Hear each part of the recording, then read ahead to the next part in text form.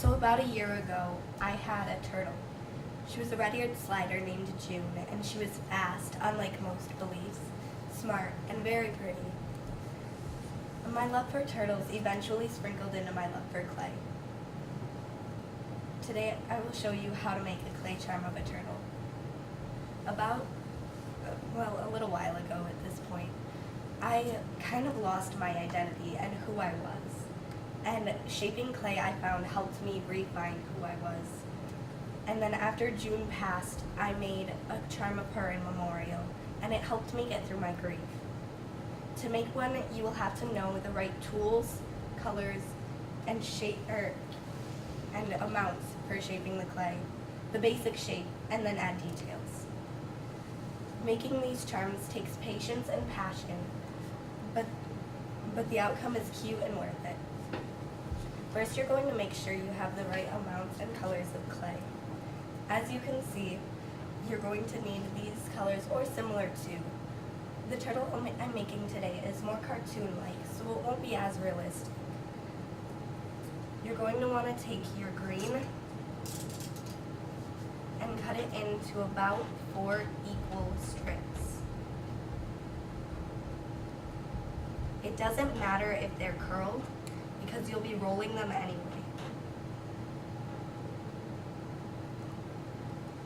And then you're going to want to make the last one a bit smaller and leave it on. Take one of the bigger ones and also cut it a bit smaller. And take the excess and leave it to the side. That'll make your legs and head, and it's always a good thing to have more clay than you need. You're never going to want to have too little, because then by the time you get it back to it, it could have dried out. For today's purposes, I'm not using clay that will dry out. You'll need about that much brown and very small amounts of both black, white, and pink.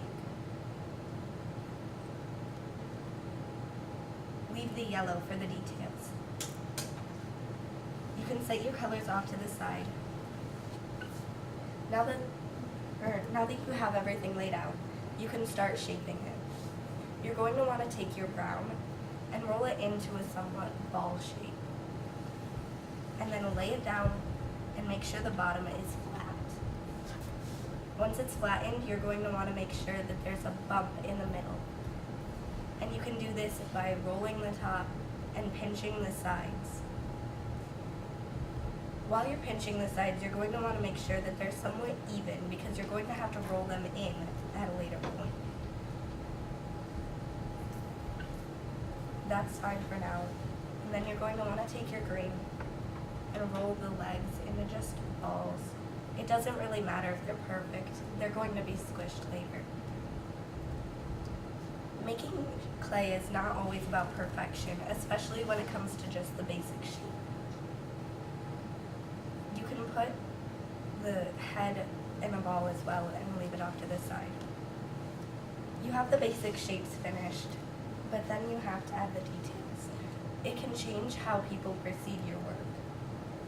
You're going to want to roll the sides of the turtle shell in. And eventually, once you have it done, smooth it so it can look somewhat more natural, although it is supposed to look more cartoon-like. You can flatten it as well, but not so flat that it seems flat, still round or flat. Then you're going to want to just take the legs and on the bottom side of the clay, press them in to the sides and corners of your shell. Once that's finished, you can flip it over and you have a basic shape. If the shell isn't put up enough, you can always reshape it to be more round. You take the head and you're going to want to make the eyes. So you roll out your white and cut it in half with your tool or your fingernail. It really doesn't matter which. And then you're going to want to flatten the sides equally. You do the same with your black, except you're going to want to make it smaller. and not use quite as much. It does not matter if the black has color mixed in with it, because it can add a cuter perception to your turtle. The eyes may seem big, but again, it's supposed to be a cartoony type, so that's kind of the point. You can now attach the head and roll out your pink. Flatten it into a slight heart shape. Oops. And just attach it on the back. These cute charms take passion and patience to make. First, you'll have to make sure you have the right amount, color, and tools of clay. Then you can move on to basic shape, and eventually you can add details.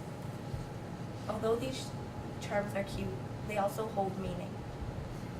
Making a charm of June helped me get through the grief, and although she is no longer with me, my charm of her always is, and for that I'm thankful.